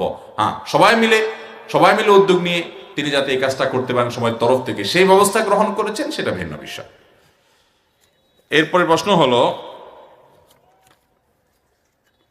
আমার বাবা একজন পীরের মুরিদ, কিন্তু ওনারা যা করে তা আমাদের পছন্দ নয়, এবং তাদের মধ্যে নবীর সুন্নত যে দাড়ি ওইটাও নাই, তাদের নিজস্ব আকীদাও পালন করে। আবার আমার বাবা আমার উপর এইসব মানার জন্য এবং আমাকে তাদের দলে যোগ দেওয়ার জন্য জোর করে, কিন্তু ইসলাম কাউকে জোর করে না। এটা বলার পরও যখন আমি বলি অন্য সকল ইসলামিক স্কলারদের বয়ানের কথা, তখন তারা বলে আমরা মুনাফিক হয়ে যাব, তারা বলে তারাই সঠিক, বাকি সব কিছু ভুল। কিন্তু আমি মানি না, তখন এটা নিয়ে আমার সাথে অনেক ঝামেলা করে, আমাকে বকাঝকা করে, এমনকি আমাকে সন্তান হিসেবে অস্বীকার করার কথা বলে। এখন আমার পিতামাতার জন্য করণীয় কি? অনেক কষ্ট হয় আমার পিতামাতার জন্য, তাদের কথা চিন্তা করে। ভাইরা আমার, আমরা কারোর হেদায়েত দেওয়ার মালিক না, হেদায়েতের মালিক কে? অনেক বাবা মা আছে এরকম কপাল পড়া। সন্তান হিসাবে আমাদের কর্তব্য হলো তাদেরকে বোঝানো, চোখের পানি ফেলা, নসিহা করা। যদি তারা না শুনে, এর জন্য তারা আল্লাহর কাছে দায়ী থাকবে। আমি এরকম অনেক মুরিদের কথা শুনছি না, শুধুমাত্র সরাসরি প্রত্যক্ষ সাক্ষী। 1-2টা ঘটনার আমি প্রত্যক্ষ সাক্ষী যে পীর সাহেব বলে দিছে যে ছেলে মেয়েদের কাউকে দিবা না, বাড়ি গাড়ি সব ইনকাম পীর সাহেবের ঠ্যাঙের নিচে আইনা দিতে হবে। এরকম অনেক পীরও এদেশে এখনো আছে। পীর সাহেব ওয়াজ করে, বাবারা দুনিয়াদারি করা যাবে না, দুনিয়াদারি করা যাবে না, কিন্তু দুনিয়ার যা আছে সব ত্যাগ করতে হবে। ত্যাগ করতে হবে কেন? কারণ হলো পীর সাহেবের দরকার। ত্যাগ করে দিবে কারে? তো এইরকম কোন পীর যদি থাকে যে ছেলে মেয়েদেরকেও দিবা না, আমাকে দাও, তাহলে সেক্ষেত্রে আমাদের সর্বস্ব করার এই আয়োজন, এটা ভণ্ডামি হওয়ার ব্যাপারে আমাদের আর বুঝতে যেন কোনো অসুবিধা না হয়। কোনো মানুষের আনুগত্য আল্লাহর নির্দেশ ছেড়ে করা জায়েজ হতে পারে না। তো কারো বাবা যদি এরকম বিপদগামী হয়, তার জন্য দোয়া করবেন, হেদায়েতের দোয়া করবেন, এবং বিশেষ করে ওই ফিতনা থেকে মুক্ত করবার জন্য অনেক সময় দেখা যায় ভালো কোনো আলেমের শরণাপন্ন হয়ে তার সোহবতে নেওয়া যেতে পারে, অন্যদের দ্বারা বোঝানো যেতে পারে। আর দোয়া হলো সবচেয়ে বড় হাতিয়ার। আবু হুরায়রা রাদিয়াল্লাহু তাআলা তার মা মুশরিক ছিলেন, তার জন্য দোয়া করেছেন, নবীজিকে দিয়ে দোয়া করাইছেন, আল্লাহ রাব্বুল আলামিন তাকে হেদায়েত দিয়েছেন। এই জন্য আমাদের বাবা মাদের জন্য আমরা কি করব? দোয়া করব। যে এলাকায় ফরজ ছুটে যায় সে এলাকায় দাওয়াত দেওয়া ফরজ, এই কথাটার যৌক্তিকতা কতটুকু? যেখানে ফরজ ছুটে যায়, একটা লোক ফরজ আদায় করে না বা কেউ ফরজ কাজ করে না, সেখানে তো সেই ফরজের প্রতি আহ্বান করা অবশ্যই ফরজ হবে। কথা তো ঠিক আছে। টাকনুর নিচে কাপড় পরা কি জায়েজ? টাকনুর নিচে কাপড় পরা অবশ্যই জায়েজ মহিলাদের জন্য। কাদের জন্য? মহিলাদের জন্য। এখন যদি আপনাদের মধ্যে কেউ, আমার সামনে যারা আছেন আপনারা যদি মহিলা হন, তো টাকনুর নিচে কাপড় বেশি বেশি করে পরবেন। পরবেন না শুধু, আপনাদের পড়তে হবে। টাকনুর নিচেই পরবেন। টাকনুর নিচে পরবেন তো? মহিলা হলে অবশ্যই টাকনুর নিচে পরবেন, আর পুরুষ হলে টাকনুর উপরে। দেখেন এখন বিভিন্ন গবেষণা, অনেক আর্টিকেল আছে অনলাইনে, অথেন্টিক বিভিন্ন সোর্সের এই সমস্ত আর্টিকেলগুলো পাওয়া যায়। দেখবেন যে ছেলেরা তাদের উপর থেকে যে প্যান্ট, পাজামা, আপনার জুব্বা, জামা, চাদর ইত্যাদি, এগুলো যদি টাকনুর নিচে চলে যায়, এগুলো ছেলেদের যৌন শক্তি কমিয়ে দেয়, নানা রকম স্বাস্থ্যগত দিক থেকে তাদেরকে দুর্বল করে, ক্ষতি হয়। এরকম অনেক গবেষণা আজকাল পাওয়া যাচ্ছে। এই বিষয়ে গবেষকরা তারা যাচাই বাছাই করবেন। আমি শুধুমাত্র এই সমস্ত গবেষণা দেখেছি, পড়েছি, সেটা আমি আপনার জানাচ্ছি। সবচেয়ে বড় কথা হলো, গবেষণায় কি প্রমাণ হলো না হলো এটা বড় কথা না। আল্লাহ রাব্বুল আলামিন পুরুষের জন্য টাকনুর নিচে এই জাতীয় পোশাক আশাক পরাকে হারাম করেছেন। হারাম, এটা শুধু না সাধারণ না জায়েজ না, এটা হারাম, পরিষ্কার হারাম। যার কারণে এর মধ্যে পুরুষের ক্ষতি আছে, এতে কোনো সন্দেহ, দুনিয়া আখিরাতের ক্ষতি অবশ্যই আছে ভাইরা আমার। এই জন্য টাকনুর নিচে পুরুষের প্যান্ট, জুব্বা, জামা, লুঙ্গি এগুলো পরবেন না। নবী করিম সাল্লাল্লাহু আলাইহি ওয়াসাল্লাম বলেছেন, মা আসফালা মিনাল কাবাইনি ফাফিন নার। টাকনুর নিচে তোমাদের যে পোশাক যাবে এগুলো জাহান্নামে নিচে যাবে, জাহান্নামে যাবে। এর মানে হলো যে নিচ থেকে যেগুলো আসে, ধরেন মোজা, ওটা তো থাকেই টাকনুর নিচে, ওটা অসুবিধা নেই। অথবা অনেকের আপনার মোজার সাথে পাজামা অ্যাটাচ থাকে, বিভিন্ন ডিউটির পোশাক থাকে, সেগুলো ভিন্ন বিষয়। কিন্তু উপর থেকে যেগুলো পড়ছেন নিচে যাচ্ছে, সেটা যেন টাকনুর নিচে না যায়, এটা পুরুষ সেভাবে সচেতন থাকবেন। আর মহিলাদের জন্য উল্টা, শয়তান এই মাসালার উল্টাই দিছে। কারণ মাসালা আমরা না জানলে কি হয়েছে, শয়তান জানে। এই জন্য শয়তান মহিলাদেরকে বলছে তোরা ধুতি পাজামা পর, যাতে করে ওটা পায়ের গোসা সহ দেখা যায়। আর পুরুষকে বলছে তোরা এমন পাজামা পর, লুঙ্গি পর, যেটা টাকনুর নিচে চলে যায়। অনেক প্রবাসীরা আছে, বলে যে আমরা সৌদি আরব থাকি, সেখানকার বড় বড় জুব্বা পড়া হুজুররাও দেখি টাকনুর নিচে পড়ে। ওইগুলো হুজুর না, ওইগুলো সব মজুর। জুব্বা পড়লে কি হয় না হুজুর, ওটা ওদের জাতীয় লিবাস। যে কাম করে সে যায় দেখেন সিগারেটও খায়। তো যার কারণে এটা জায়েজ হতে পারে। সৌদি আরবের কোনো আলিম এই কাজ করেন না, বিধায় টাকনুর নিচে পোশাক পরবেন না ভাইরা আমার। এই জন্য সৎসাহস করতে, অনেক মানুষ আছে নামাজ কালাম পড়ে, টাকনুর নিচে প্যান্ট পরে, আবার মসজিদে গেলে নামাজের সময় দেখবেন গোছায়, আছে না অনেকে। এটা শুধু নামাজের সময় না, সবসময় কি করতে হবে, গোছাইতে হবে। এরপরে প্রশ্ন হলো, এক জায়গায় দেখলাম জিকিরের সময় নাচানাচি করে, এই সময় জিকিরের উচ্চারণ বদলে ফেলে, এটা কতটা সঠিক? ভাই, জিকিরের সাথে নাচানাচির কোনো সম্পর্ক নেই। জিকিরের সাথে নাচানাচির কোনো সম্পর্ক। আরেকজন বলছে এশকের ঠেলায় নাচে। ভাই, এশকের ঠেলাঠেলি যেটা, এসব ঠেলাঠেলি কখন হয় জানেন? যখন সুন্নাহ না থাকে। যখন সুন্নাহ, আপনি পরীক্ষা করে দেখেন, নবী করিম সাল্লাল্লাহু আলাইহি ওয়াসাল্লাম প্রত্যেক নামাজের পরে জিকির শিক্ষা দিচ্ছেন না দেন নাই? 33 বার সুবহানাল্লাহ, 33 বার আলহামদুলিল্লাহ, 34 বার আল্লাহু আকবার, হাদিসে আছে না নাই? লা ইলাহা ইল্লাল্লাহু ওয়াহদাহু লা শারীকা লাহু লাহুল মুলকু ওয়া লাহুল হামদু ওয়া আলা কুল্লি শাইইন কাদির, হাদিসে আছে না নাই? 5 ওয়াক্ত নামাজের পর আয়াতুল কুরসি, হাদিসে আছে না নাই? তো এইগুলা যখন পড়েন তখন কি এশকের ঠেলাঠেলি হয়? আমার কথা বুঝেন নাই? সকাল সন্ধ্যা নবী করিম সাল্লাল্লাহু আলাইহি ওয়াসাল্লাম অনেকগুলো দোয়া জিকির শিখাইছেন না? এই দোয়া জিকির করার সময় কি এশকের ঠেলাঠেলি হয়? ইফতারের সময় দোয়া আছে না? খাবারের পরে দোয়া আছে না? টয়লেটে ঢুকতে দোয়া জিকির আছে না নাই? ওযুর সময় দোয়া জিকির আছে না নাই? নামাজের মধ্যে দোয়া জিকির আছে না নাই? এমন একটা জায়গা দেখাতে পারবেন যেখানে দোয়া জিকির নাই? আছে এরকম কোন জায়গা? মুসলমানের জীবনের সব জায়গায় দোয়া জিকির আছে না নাই? এই সব দোয়া জিকির শিক্ষা দিচ্ছেন নবী করিম সাল্লাল্লাহু আলাইহি ওয়াসাল্লাম। তার বাতানো পদ্ধতিতে দোয়া বা জিকির করলে এশকের কোন ঠেলাঠেলি হবে না। সোজা কথা। আর যখনই সুন্নাহ ছেড়ে কোন পীরের বাতানো পদ্ধতিতে আপনি এই জিকিরের তালে তালে নাচানাচি শুরু করবেন, তখন এশকের ঠেলাঠেলি আপনি শুরু হবে। অতএব এগুলাকে অনেকে মনে করে আরে কত বড় আল্লাহর ওলি, যে উনি ওই যে কি লাভদি ফালদি করে জিকির, কি জানি আছে না শ্লোক, এই সমস্ত শ্লোক টোক গায়ে মনে করে ওরে বাবা কি বুজুর্গ হয়ে গেছে। আল্লাহ রাব্বুল আলামিন এই সমস্ত ভুল ভ্রান্তি থেকে আমাদেরকে বেঁচে থাকার তৌফিক দান করুন। ভাই কথা শেষ করা দরকার, রাত অনেক হয়েছে, আপনারাও মনোযোগের সাথে শুনছেন, সেজন্য কথা বাড়ালাম। তো যেটা বলছিলাম, জিকিরের সাথে নাচানাচির কোনো সম্পর্ক নাই, অতএব লাফালাফি নাচানাচি নেই। হ্যাঁ, কেউ আল্লাহ রাব্বুল আলামিনের মহাব্বতে আল্লাহর জিকির করতে করতে তার চোখের পানি চলে এসেছে, আবেগপ্রবণ হয়ে গেছেন, অবশ্যই সেটা হতে পারে। কিন্তু বিশেষ করে জিকিরের তালে তালে দেখবেন যে মাইক লাগায়া, গান বাজায়া, বাজনা লাগায়া জিকির হয় দেশে। এই সমস্ত জিকির জিকির না, এগুলো জিকিরের নামে শয়তানি, নাজায়েজ কাজ। আল্লাহ তাআলা আমাদেরকে বুঝার তৌফিক দান করুন। কোন ধরনের ব্যক্তি মসজিদ কমিটিতে থাকতে পারে, এই প্রশ্নটা সব এলাকায় মানুষ করে। তার মানে মসজিদ কমিটির বিরুদ্ধে পাবলিক মনে হয় খেপা একটু বেশি। ভাইরা আমার, আমাদের দেশে মসজিদ কমিটিতে শুধুমাত্র বাহু দেখে দেখে কমিটিতে লোক রাখে, যে যার বাহু জোর বেশি। বুঝতে পারছেন? আমি একবার অনেক আগে 2002-03 সনের দিকে এক মসজিদে, ঢাকার এক মসজিদে আমি দায়িত্ব পালন করছিলাম। তো আমার মসজিদে এমন এক লোকরে সভাপতি বানিয়েছে তারা, এ আল্লাহর বান্দার নামাজ কালাম বা দিনের অন্যান্য কোনো খোঁজ খবর নাই। তো যে কোনো এক বিষয়ে আমি তাকে বললাম যে আপনি মসজিদ কমিটির সভাপতি হিসেবে আপনার উচিত এই দোয়াটা জানা। ও কমিটির মিটিং হয়েছে, মিটিং শেষে উনি বলছেন হুজুর এটা দোয়া করে দেন। ওটা একটা অর্ডারের সুরে বলছে, উনি তো জানে না আমি একটু ঝাল মার্কা হুজুর, মানে এইসব উল্টাপাল্টা সহ্য করা পাবলিক আমি না। তো আমি বললাম যে আপনি মসজিদের সভাপতি হয়েছেন, আমারে বলতেছেন দোয়া করে দেন, এই সমস্ত রেডিমেড আর টেডি দোয়া আমার কাছ থেকে আপনি অর্ডার করতেছেন আমার দোয়া করতে, কেন মসজিদ থেকে ওঠার দোয়া আপনি জানেন না? উনি খুব অপমানিত হয়েছে। উনি বলছেন না আমি তো জানি না। তো জানেন না আপনি মসজিদের সভাপতি হয়েছেন, এটা বলবেন আপনি যে হুজুর মসজিদে উঠার দোয়াটা কি শিখাই দেন, আপনি আমার থেকে শিখবেন, শিখে আপনি আমল করবেন। আপনি আমার এই কন্ট্রাক্টর বানাইছেন কেন? আমার দেশে বেশিরভাগ মানুষ নিজেরা ডাক্তার আর আলেমদেরকে ডিসপেন্সারিওয়ালা বানাইছে। ডাক্তার আর ডিসপেন্সারিওয়ালা পার্থক্য বুঝেন? ডাক্তার প্রেসক্রিপশন লিখে দেয় এই ওষুধ খাবেন, আর ডিসপেন্সারি আল্লাহ সেটা দেখে দেখে ওষুধগুলো দিয়ে দেয়। ঠিক না ভাই? ঠিক।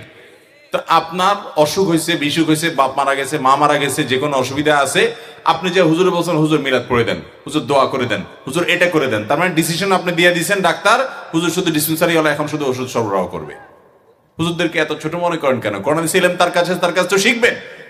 তখনই আল্লাহর বান্দা খুব চেতে গেছে, রাগ হয়ে গেছে, না আমি আর এই মসজিদে নাই। আমি বললাম আপনি চলে যান, এই মসজিদের ইটা একটা একটা করে কষে সব পড়ে যাবে। একদম এই কথাটাই আমি বলছি, মনে আছে ভাইরা আমার।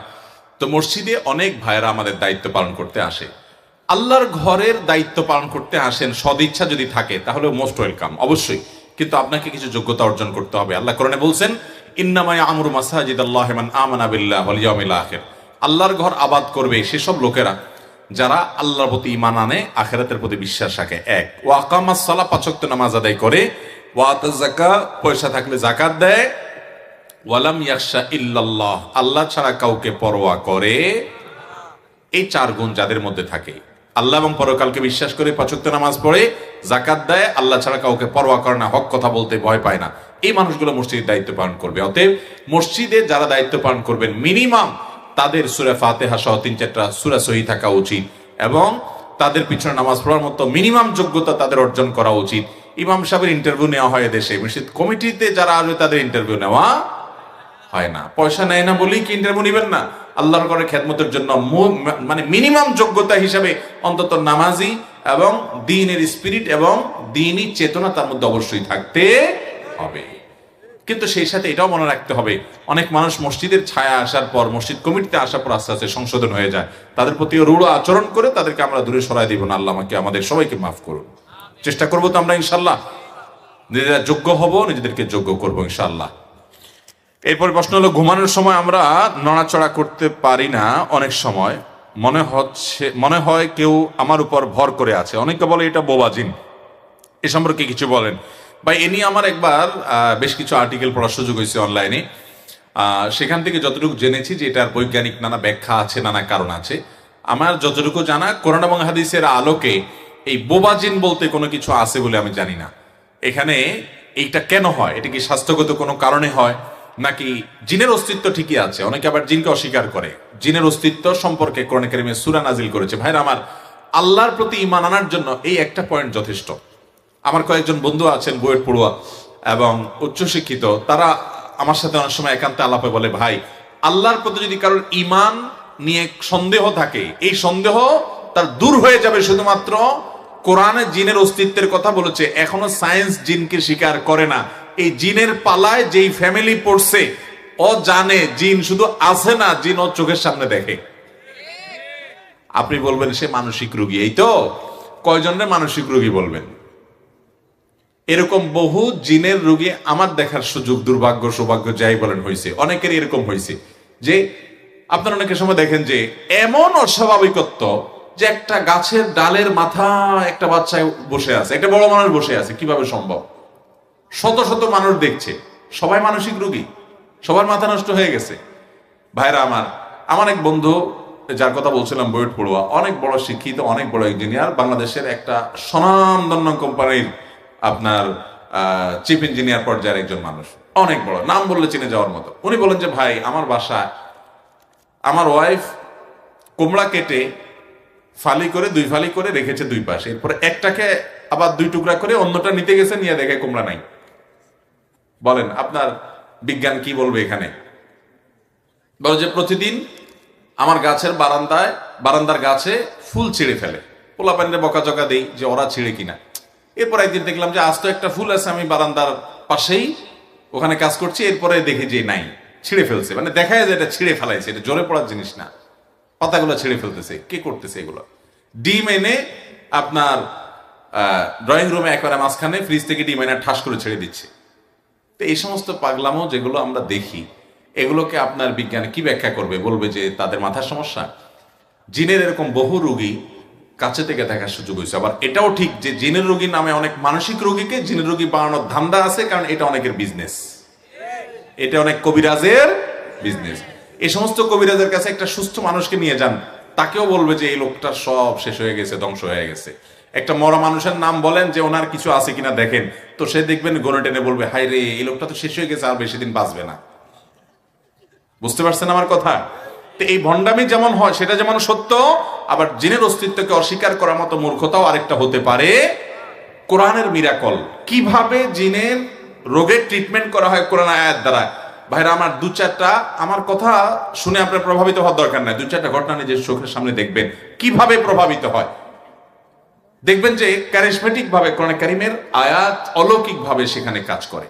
আল্লাহ তাআলা আমাদের ঈমানগুলোকে নবায়ন করা, শক্ত করার তৌফিক দান করুন যাদের মধ্যে এই সমস্ত সংশয় আছে। তো যেটা বলছিলাম যে ঘুমের মধ্যে যে আমাদের অনেক সময় হয় এরকম যে আমরা নড়াচড়া করতে পারি না, একদম ভয়ঙ্কর অবস্থা, এটা বোবা জিনের কারণে হয় এরকম কথা কোরআন হাদিসে কোথাও আসলে আমার জানা নেই।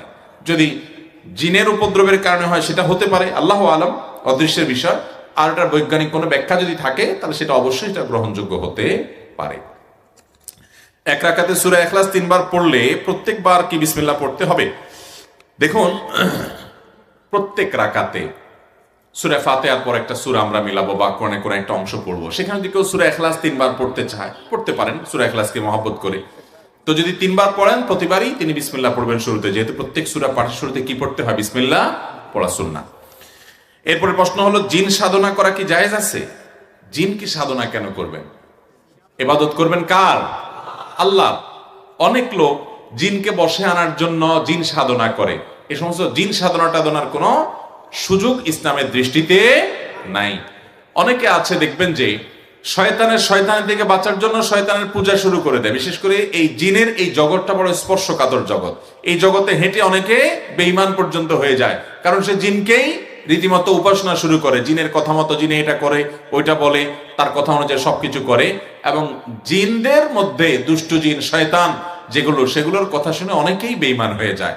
এজন্য জিনের সাধনা না, অনেকে জিনের সাধনা করে না। ভাই, ইবাদত এবং বন্দিগি গোলামি সাধনা করবেন কাকে পাওয়ার জন্য? আল্লাহকে পাওয়ার জন্য। জিনের উপদ্রব থেকে বাঁচার জন্য কোরআনের আয়াত পড়ে যে চিকিৎসা করা হয় এটাকে রুকিয়া বলা হয়। এটাকে কি বলা হয়? রুকিয়া বা ঝাড়ফুঁক বলা হয়। এই রুকিয়া বা ঝাড়ফুঁক এটা নবী সাল্লাল্লাহু আলাইহি ওয়াসাল্লাম করেছেন, এটা সুন্নাহসম্মত। আপনি কোরআন আয়াত পড়ে পড়ে জিনের উপদ্রব থেকে বাঁচার জন্য আপনি চেষ্টা করবেন, রক্ষা পাওয়ার চেষ্টা করবেন। সকাল সন্ধ্যার দোয়াগুলো পড়বেন, 5 ওয়াক্ত নামাজের পর দোয়াগুলো পড়বেন। বাসা থেকে বের হওয়ার সময় বিসমিল্লাহি তাওয়াক্কালতু আল্লাহ পড়ে বের হতে ভুল করবেন না। ঢোকার সময় বিসমিল্লাহ পড়ে ঢুকবেন, খাবারের সময় বিসমিল্লাহ, সব জায়গায় বিসমিল্লাহ পড়বেন। টয়লেটের দরজাগুলো বন্ধ করে রাখবেন, টয়লেটে ঢুকতে বিসমিল্লাহ বলতে ভুলবেন না। এবং বাসা ভিতরে হারাম কোনো কিছু রাখবেন না, হারাম কোনো কিছু করবেন না। ইনশাআল্লাহ দুষ্ট জিনের উপদ্রব কখনো আপনার বাসায় আপনার উপরে হবে না। আর যদি হয় কোরআন আয়াত দিয়ে ট্রিটমেন্ট করবেন, ওই জিনকে সাধনা করে না। অনেকে জিন সাধনা করে, জিনের সাহায্য নেয়, জিনে তাকে উপকার করে, রুগীরে ভালো করে মন্দ করে, এই সমস্ত বিশ্বাস করে। অদৃশ্যের কোন শক্তির কাছে যদি সাহায্য চাইতে হয় সেটা একমাত্র কে? আল্লাহ। অতএব এই সমস্ত জিন সাধনা ফাধনা করা যাবে না। আমার একটা মেয়ের সাথে দীর্ঘদিন ধরে সম্পর্ক ছিল, এখন নাই। শয়তানের ধোকায় পড়ে পাপে লিপ্ত হয়েছি। এখন আমি যদি তওবা করে ওই মেয়েকে বিয়ে করে ফেলি তাহলে আল্লাহ কি আমাকে ক্ষমা করবেন? ভাইরা আমার, অনেক যুবক ভাইরা এই হারাম এবং পাপাচারে লিপ্ত হয়েছেন। আল্লাহ বুঝ দিয়েছেন, সাথে সাথে ছেড়ে চলে আসেন। যদি সে মেয়ে বিয়ের উপযুক্ত হয়, দিনদার হয়, ভালো মনে হয়, দিনদার মেয়ে তো আর প্রেম করার কথা না। দিনদার মেয়েকে এই 2 নম্বর কাজ করার কথা। কিন্তু তারপরে এমন হতে পারে একসময় সে করেছে, এখন সে দিনের পথে ফিরে আসছে। অথবা এই দিক থেকে তার দুর্বলতা ছিল, অন্য অনেক দিক থেকে মাশাআল্লাহ সে ভালো। তাহলে সব দিক থেকে ভালো হলে পারিবারিকভাবে তাকে বিয়ে শাদী করার উদ্যোগ নেয়, সেটা অবশ্যই প্রশংসনীয় হতে পারে। যদি দিনই কারণে তাকে অগ্রাধিকার দিয়ে আপনি করেন, বিশেষ করে ভালো, এটা হতে পারে। কিন্তু এর কারণে আপনার অটোমেটিক আগের পাপ মাপ হয়ে যাবে, এত সহজ না। আগের পাপ মাপ হওয়ার জন্য আল্লাহর কাছে মাপ চাইতে হবে। কি চাইতে হবে? ক্ষমা চাইতে হবে। আল্লাহ আমরা ভুল করেছি, মাফ করে দেন। তবে হ্যাঁ, ওই যে যারা এই প্রেম, আমি তো প্রেম শব্দ বলতে আমার ইতস্তত বোধ হয় এই জায়গায়। আমি সব জায়গায় বলি ভাই, এটার নাম কখনো প্রেম হতে পারে না। বিবাহের ঐতিহ্য যে ছেলে মেয়েদের যে ইটিস পিটিস, এটার নাম হলো ভণ্ডামি। এটা কিসের প্রেম নাম দিয়েছেন আপনারা? এত সোজা। প্রেম বা ভালোবাসা যদি বলতে হয় সেটা স্বামী স্ত্রীর মধ্যে হবে। কার মধ্যে হবে? ইলিগাল এবং অবৈধ সম্পর্ক আবার প্রেম ভালোবাসা হয় কিভাবে? এটা মন্দ বাসা, এটা ভালোবাসা না। ভালোবাসা কোনটা? স্বামীর সাথে স্ত্রীরটা।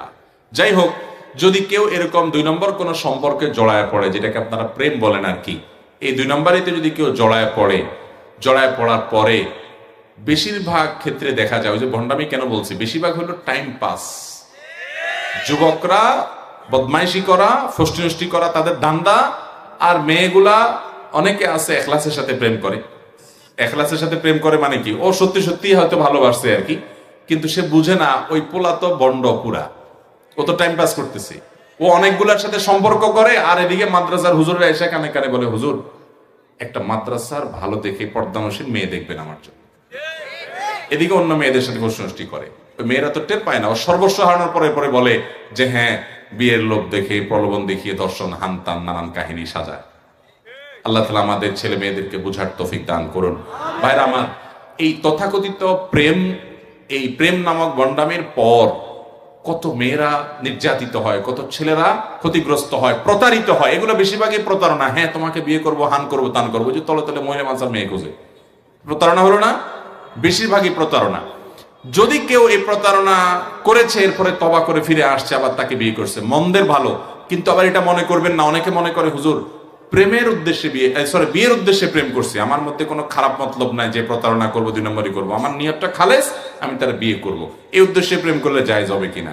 তো এটা নিয়ে আমি সবসময় বলি ভাই, কোরবানের উদ্দেশ্যে গরু চুরি করা জায়েজ হবে? আপনি একটা গরু চুরি করলেন, নিয়ত কি? আল্লাহর রাস্তায় আল্লাহরে খুশি করার জন্য বিসমিল্লাহ আল্লাহু আকবার বলে কোরবানি দিয়া নিজে গোশত খাইবো, এলাকা মানুষকে খাওয়াইবো, মাদ্রাসায়ও দান করিব, এরকম খালেস নিয়তে যদি আপনি চুরি করিয়া গরু জবাই দিয়া কোরবানি করেন, সওয়াব পাইবেন না মায়ের খাইবেন?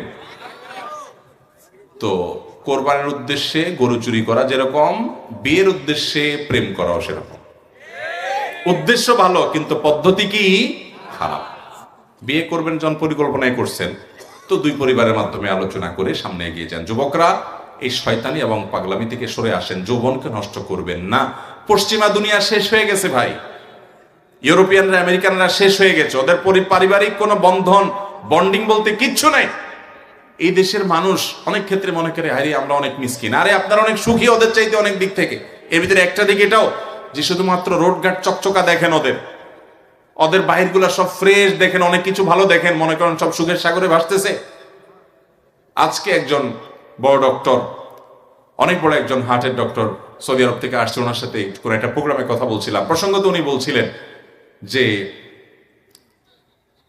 যারা আল্লাহর বিধানের বাইরে গিয়ে শান্তি খোঁজে স্বাধীনতার নাম দিয়ে, এদেরকে মনে হয় অনেক সুখী, তারা মনে যায় তা করতে পারে।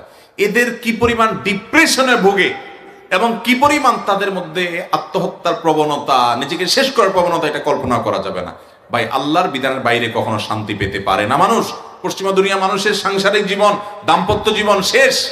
এই সাবকন্টিনেন্টে আমাদের এই সমস্ত অঞ্চলে গরিব মানুষ কিন্তু স্বামী স্ত্রীর মধ্যে সম্পর্ক এত নিবিড়, দিন দিন সেটা খারাপের দিকে যাচ্ছে, কিন্তু এখনো পর্যন্ত ওদের চাইতে আমরা অনেক ভালো আছি। বিবাহ বহির্ভূত সম্পর্ক কখনো মানুষের জীবনের শান্তি আনে না। শান্তি আনতে হলে বৈবাহিক সম্পর্কে তারপরে ভালোবাসা নিবেদন করতে হয়। ভাইরা আমার, বিয়ে যখন হয় পারিবারিকভাবে, সামাজিকভাবে, তখন একটা কমিটমেন্ট থাকে, একটা বোঝাপড়া থাকে, একটা দায়বদ্ধতা থাকে। এই জন্য দেখবেন এখানে জুলুম পরিমাণে অনেক কম ওই তথাকথিত অবৈধ সম্পর্ক থেকে। এই জন্য মিউচুয়াল আন্ডারস্ট্যান্ডিং এর নামে এই বয়ফ্রেন্ড গার্লফ্রেন্ড কালচার থেকে বেরিয়ে আসতে হবে। আল্লাহর ভয়ে হারামে আরাম নাই, আল্লাহ তাআলার বৈধ পন্থায় আসতে হবে। যদি কেউ তারপরেও এরকম কারোর সাথে অবৈধ সম্পর্ক ছিল, এখন তাকে বিয়ে করে ফেলেছে, আগেরটার জন্য মাপ চায়, তাহলে সেটা হতে পারে, খারাপ কিছু না, আল্লাহ মাফ করবেন। কিন্তু যদি এই নিয়তে করে যে না বিয়ে তো করবো, নিয়ত তো আমার খালেজ, তাহলে আল্লাহ তো মাফ করবেই না, ওই 2 নম্বরই করা যাবে। এখন মুশকিল হলো বেশিরভাগই 2 নম্বরই করে, বিয়ের নিয়ত টিয়ত নাই, জাস্ট টাইম পাস। তো এই জন্য যে বিয়ের নিয়তে করে ও মনে করে আমি তাইলে তো নেককার এই যুগে, কারণ সবগুলা টাইম পাসই করে, আমি তো এর মধ্যে ভালো। তো এটা হলো ওই যে সবগুলা গরু চুরি করে এমনে খায়, একটু কোরবানি করে খায়, একটু পার্থক্য হইলো আর কি। ভাই, আর অনেক প্রশ্ন আছে, কিন্তু আমি আর প্রশ্নে যেতে চাচ্ছি না, কারণ রাত কম হয়ে নাই, আলহামদুলিল্লাহ। আমাদেরকে ফজর নামাজ পড়তে হবে। একটা কথা বলে শেষ করি, এ হাদিস আমি বিভিন্ন জায়গায় বলি। আজকে বৃহস্পতিবার রাত, সারা সপ্তাহের মধ্যে সবচেয়ে শ্রেষ্ঠ নামাজ কোনটা জানেন তো আপনারা? জুমার নামাজ তো আছেই, এর বাইরে 5 ওয়াক্ত নামাজের মধ্যে সবচেয়ে সেরা কোনটা? নবী করিম সাল্লাল্লাহু আলাইহি সাল্লাম বলেছেন, আফদালুস সালাতি আফদালুস সালাওয়াতি সালাতুল ফজরি ইয়াউমাল জুমআতি মাআল জামাআ। অর্থাৎ যত নামাজ আছে এর মধ্যে সবচেয়ে শ্রেষ্ঠ নামাজ হলো জুমার দিনে ফজরের নামাজ পুরুষরা জামাতের সাথে পড়া, এটা হলো সবচেয়ে শ্রেষ্ঠ। এমনি ফজর নামাজ বিশেষ গুরুত্ব বহন করে, কিন্তু জুমার দিন ফজর জামাতের সাথে পড়া এটা হলো সবচেয়ে শ্রেষ্ঠ নামাজ। এই জন্য ইনশাআল্লাহ জুমার জামাতের সাথে পুরুষরা পড়বো তো ইনশাআল্লাহ। মহিলারা পুরুষদেরকে পাঠাই দিব এবং আমরা পুরুষদেরকে সহযোগিতা করব, এর মাধ্যমে আমরা সওয়াব পাবো। আর পুরুষরা জুমার দিন ফজর নামাজ জামাতে মিস করব না ইনশাআল্লাহ। পাক্কা নিয়ত করবো তো সবাই? আল্লাহ তাআলা আমাদের সবাইকে আমলের তৌফিক দান করুন। কালকে ফজর নামাজ যেন জামাতের সাথে পড়তে পারেন, সেই নিয়ত করে আমরা উঠবো ইনশাআল্লাহ। আল্লাহ তাআলা আমাকে আপনাকে, আমরা যারা কথা শুনলাম, জানলাম, বুঝলাম, আমাদের সবাইকে আমলের তৌফিক দান করুন। জাযাকুমুল্লাহ খাইর ওয়া আখিরু দাওয়ানা আলহামদুলিল্লাহি রাব্বিল আলামিন। ভাই দোয়া করবেন।